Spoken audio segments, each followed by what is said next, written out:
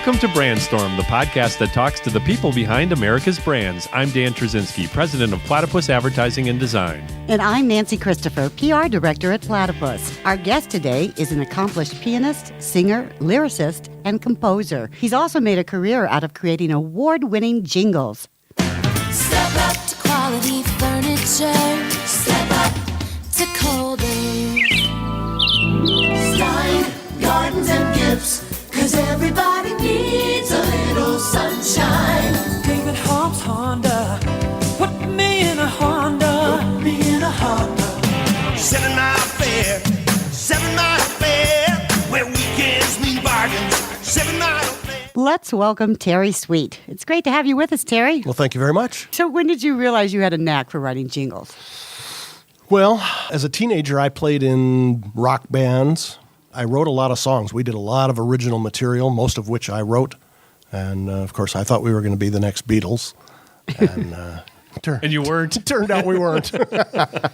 Nevertheless, I was always the guy that liked the catchy pop tunes on the radio. And I got laughed at by some of my peers at the time. They were like, well, you got to be listening to this underground stuff. And, you know, I was listening to the Bee Gees and the Beatles and bubblegum stuff. But I bet you didn't realize you were going to make a career out of jingles. I sure did. I didn't even know that jingles existed. Right. It never even crossed my mind that somebody actually has to write these things. And But that's a job. yeah. I never even knew that. And we had a buddy who owned a recording studio, a little tiny studio downtown.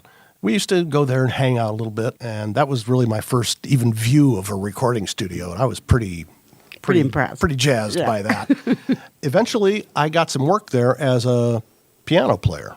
I got to work on some of their other sessions. Got to know him a little bit better. And then one day, I had lunch with the owner, and I said to him, what would you charge me if I wanted to record a couple of my songs just as demos? I'll just come in, play it, sing it. That's it. You know, one take, we're out of there. And he said, just come in at night. I won't even charge you anything. And I was like, cool. That's a great price. That is a great price. So I went in there and recorded a couple of my songs. And they were like, oh, this guy can actually compose some pretty decent music. Not long after, they lost their big account. And so the studio was doomed. Oh, they, no. They didn't know what to do. They had 9 employees and 0 business. Oh, boy. And right about then, the phone rang. And it was an ad agency looking for a jingle for Mayfair Shopping Center. And they were like, that's it. We could be a jingle company. But we need somebody that could do that. Who do we know that could write jingles? And they went, what about Terry? Let's call him up and see what he says.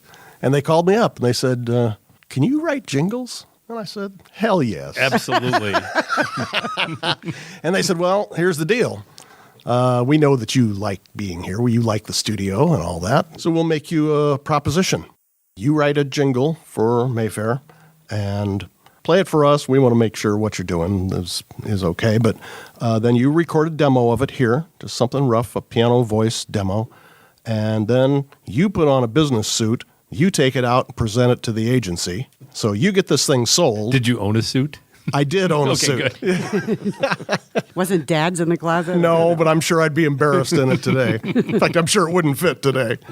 So I did that. And they said, if you sell it, we'll help you find the musicians and the singers, but you're going to have to write an arrangement for it. And I'm going, oh, brother. And they said, so then you do that. You get it all approved after that.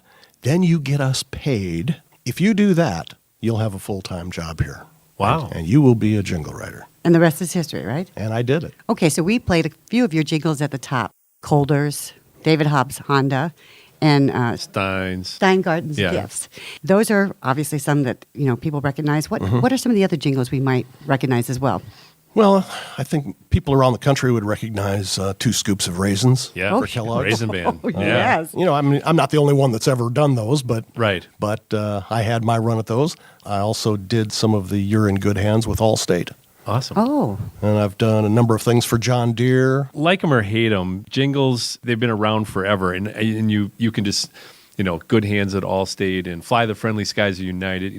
What makes them stick with us so much? Because you look at some of these things that you haven't heard in 30 years, but you can just hum the notes and people will recognize the brand. Yeah, I think there's some science behind that. Music seems to reach an intersection in the mind of emotion, psychology, and intellect. There is a place where those all cross each other. And music is the one thing that can really reach that. And you can tell because I guarantee you with every person in the room here, every person listening to this, there is a song, or maybe more than one example, that when they hear that song, they are immediately transported back to some other place in time in their life. Absolutely. And they feel what they felt that day or that night, and they remember who they were with. They remember all of it. And so if you think about that, that's really touching a memory, an emotional and psychological memory. Then when you look at this in a little more of a business light, you can take what I think is sort of the original jingle, A, B, C, D, E, F, G. Right. Or Mary had a little lamb. No, that's not it. Well, but if you look at this, we got Twinkle, Twinkle, Little Star. Right. And there's a fair amount of That's the one. information. You've got 26 pieces of information there. Right. But it's tied to this simple little melody. And I think probably just about everybody that ever learned the alphabet can sing the alphabet to that song. And Absolutely. that's probably how they learned it. And so you have a great learning vehicle there. So what comes first? Is music more important, or are the lyrics more important? How do you work that? What's important to you? They're both important. It depends. I mean, every project begins a little bit differently. And that's part of what I like about it. If you had to give a most general case, an ad agency or an advertiser directly will come to me and they will perhaps have a theme line or a tagline that they want to build everything around. So if I have that, like in Colders, he had that line, step up. Right. What he said to me in our first meeting was, I've had this line in my mind for years, step up to quality, step up to Colders. And he said, what I want to do is we're going to build a whole campaign out of this. So we're going to do a lot of different pieces of music. But this step up has to be the umbrella for the whole thing. And so I really hammered that line, Right. made that the high note of the chorus. And so I built the jingle around that. I built the music to accommodate that. Step up to quality furniture. Step up to Colders. Step up, the brand names are on display. Step up, unique in every way. Step up, you save here every day. So step up to Colders. What kind of information do you need from an advertiser to begin writing a jingle? I need to know who they are. Well, that's important. Yeah, but you'd be surprised. Oh. And I need to know how they want their name sung. Oh, Because lots of times they have a technical corporate name, but there's some shorter version of that they use, but which of those can I use? And so I need to know who that is. I need to know what they're about. What's the point of their company? I need to know who their target audience is. That is clearly one of the top questions. You know, if you're selling sneakers to an 18-year-old, that's a different musical proposition than Sure. if you're selling a Mercedes to a 70-year-old. correct, right. Different musical Sure. approach altogether. And that actually helps me because it narrows it down, because music can just be anything. So that will be sort of my first musical direction. But also, you know, if there's anything that company is about to do, are they introducing a new product? Are they trying to get new employees? Yeah, it could be anything. And I approach it very business-like. To me, this is all about business. It's more about business than it is music. You always ask great questions. You and I have worked together on several projects years and years ago, and you always ask great questions when we go in there and make me as the advertising agency representative and even the client, when we've had them in the meetings, think about, I mean, Yeah. let's give that a little bit more thought. And, sometimes the line comes out of that conversation. That's exactly right. Which I've had that happen with you, Yep. too, where it's not necessarily the tagline for the business, but just in talking that stuff through, Yeah. magic happens. That's exactly right. So that conversation, that interview is of paramount importance. And I will frequently ask them questions that do make them think, because one of the things I want to know is what distinguishes you from your competitor. Why should I go to your bank instead of the bank down the block? What is it about you? Are you more convenient? Are you friendly? Or what is it? And a lot of times they go, what is different about us? We'll get back to you on that. That happens. Yeah. So that's the type of stuff that gives you inspiration, or is it It really other is. things? Yeah, no, this is business communication to me. So what I'm trying to do is create a vehicle that will attract the attention of that specific target audience. And once I've attracted their attention, I, of course, want them to like what they're hearing. It's got to be the kind of music that they relate to. And I want to put a message in there that is compelling to them. So jingles seem to cycle in and out of favor with marketers. Mm-hmm. Why do you think that is, and where do you think we are in that cycle now? I mean, sometimes it's full sing jingles, and sometimes it's just a few notes. Well, I can only give you my opinion on this. Okay. I think that you could compare it to the fashion industry. With men's suits, sometimes wide lapels are in, sometimes narrow lapels are in. Why did that change? I don't know, but it did. And there is, in the advertising industry, I hope I'm not insulting anybody, probably am, but it's kind of a follow the leader pack mentality. Sure. And I've seen it where there will be a cycle, and I'll talk to people and I'll go, we wouldn't do a jingle. And you can just hear the disdain dripping off their voice. and you're going, oh boy, I guess we're in that part of the cycle. And a couple of years later, somebody does a jingle. It's a big hit. Now all of a sudden, everybody wants a jingle. Right. And so those same people that were looking down at you 2 years ago are now coming to you and go, can you do that for us? If you had a favorite, what would it be? Favorite jingle? Yeah. Oh boy. Of any jingle ever done, or of mine? Well, I was thinking of Both. yours. Oh. Let's hit both. I don't know. I tell you, they're all my children. It's like asking me to pick my favorite child. I will tell you this, though. I think that the Colders campaign has been the best campaign I've probably ever worked on because there have been so many musical elements to it. As I told you before, the step up idea is the umbrella. So I think I've done 10 of these songs for them, and every one of them, no matter what direction we go for whatever reason, it will always come back to that. Why don't you play that Christmas one? Wake up, wake up. Wake up to comforting furnishings. Let Colders surprise you. Surprise, surprise. The wonder in their eyes.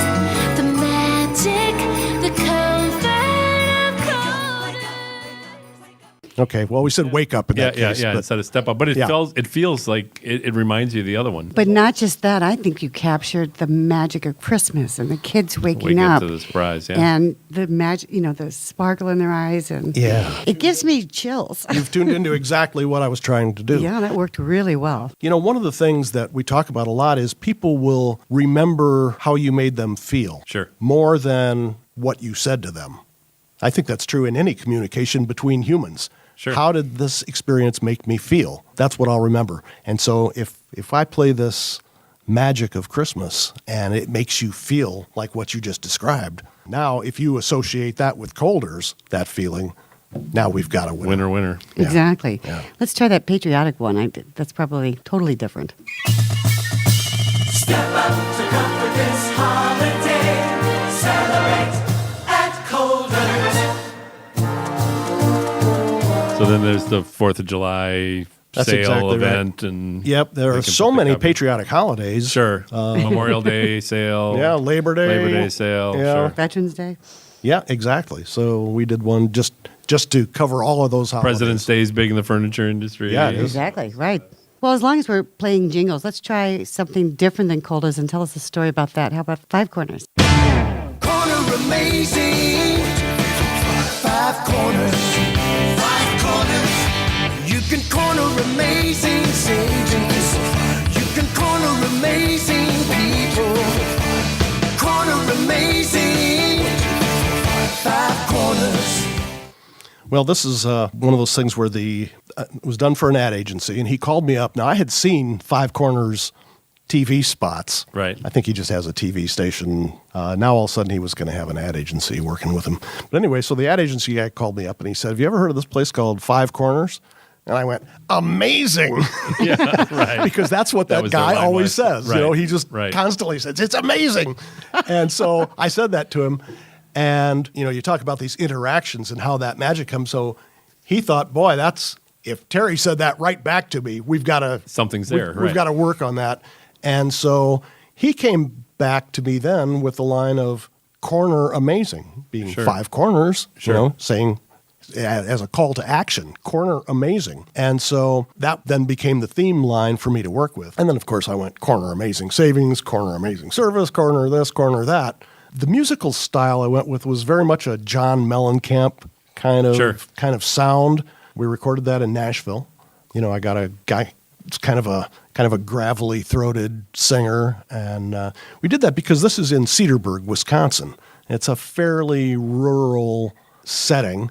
And so we wanted to be pop and contemporary, but Still got a little even of a country swagger to it. yeah, you got to have, yeah. So that's kind of what we thought. All right, so this sort of what I might call Midwestern rock seemed like it made sense. And so that's what, that's the style I went So with some musically. jingles stick and some jingles, stick more than others. Do you think it's just about the frequency that it gets played, that no matter what, if you play it enough that people are going to remember it, or is there a science to it that make some work more than others?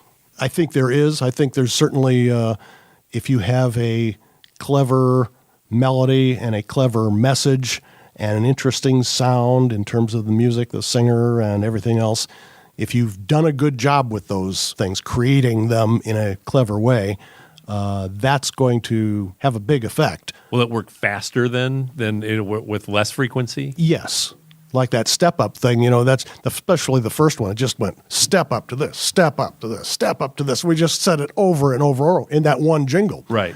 And it didn't take long for that thing to get well known. But I always tell people when we're doing a jingle, if I could write the greatest jingle ever written, if nobody hears it, it's not going to do you any good, and you have to play it with far more frequency than you think. So with any advertising, the frequency, you've just got to pound it and pound it and pound it. And even if you're sick of it, keep pounding it. And one of the things we used to say is about the time that you're getting sick of it is the time the listeners are just beginning to know it. So pound it some more. Yeah, absolutely. Pound it and pound it. You can't pound it too much, I don't think. I would suspect some jingles come to you fairly quickly. Others probably pulling your hair out thinking, what am I going to do with this one? So how do you charge for jingles? Is that a flat fee no matter what? Or how does that work? Again, everything's a little bit different. That's a little bit like saying to somebody who builds homes, how much does a home cost? Right.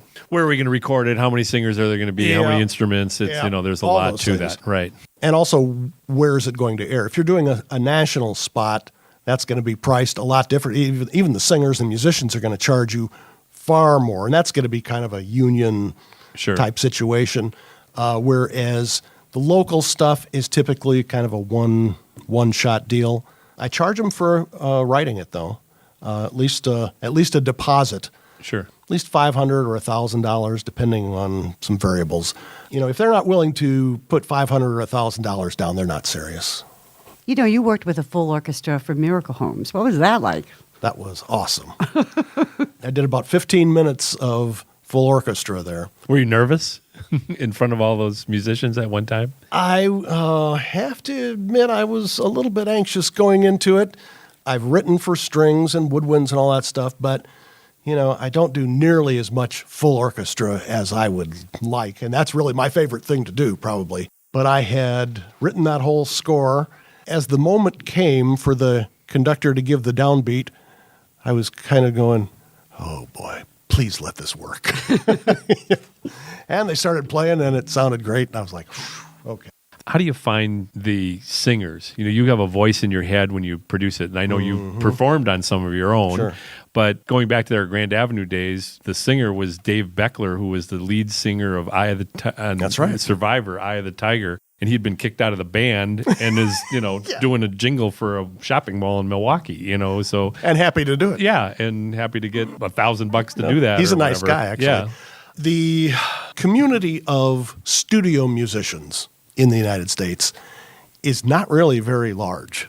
Okay. Because the people that are working in the studio consistently, these are not the people working at the Holiday Inn on the weekend. Right. They're people that can come in, they have terrific voices, they're in tune, they're in time, they're quick, they get it, they get what we're doing. Yeah. If you just pull somebody out of a band, they don't understand the advertising angle to this, and you've got to really put the smile on this vocal, and you've got to sell this idea, and if they're not professional studio people, they very well may not get that. And so you're going to really struggle with that. So what happens is you come up with this pool of talent. And I, of course, don't know everybody, but I know a lot of them. Has it ever gone in reverse where, okay, so that guy was at the height of his career, and I don't want to say came down to Jingles. That sounds terrible, Oh, but yeah, right. It sounds, but come on, you know. nice, Dan. But have you ever done it where the other way, where you've worked with somebody and then all of a sudden they're Carrie Underwood?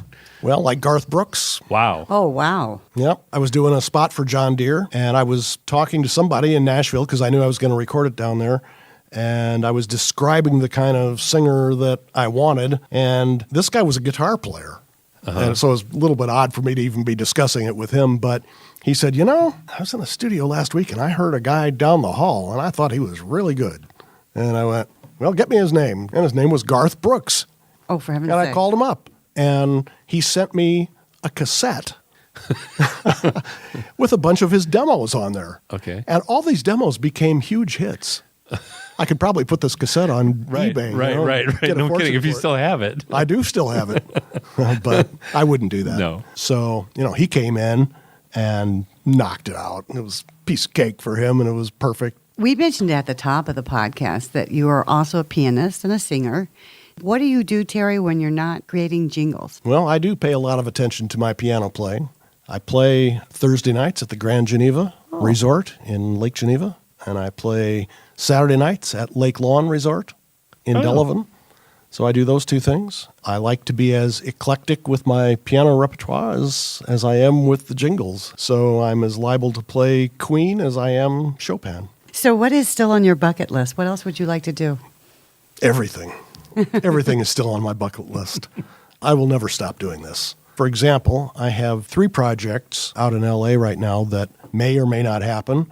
One is a travel documentary series, which I've already scored the promo and all that. One is a cartoon series, for which I've written 5 or 6 songs. And the other is a feature movie. They're trying to get funding for all these things. And, maybe they do, maybe they don't. All 3 sound exciting, All though. 3 sound great to me, too. Do you ever go down the path of just trying to write a hit song? And there's songwriters out there, and I've heard the stories of they try to send their tape or their lyrics to Brad Paisley, and they get them sent back to them unopened because they just Copyright don't do issues. that, right? Yeah. Once in a while, I did a Christmas song a couple of years ago. I just kind of woke up with it in my head one day, and I wrote it out, and I did a little demo, and I sent it to my friend, and he goes, I think you've got a hit here.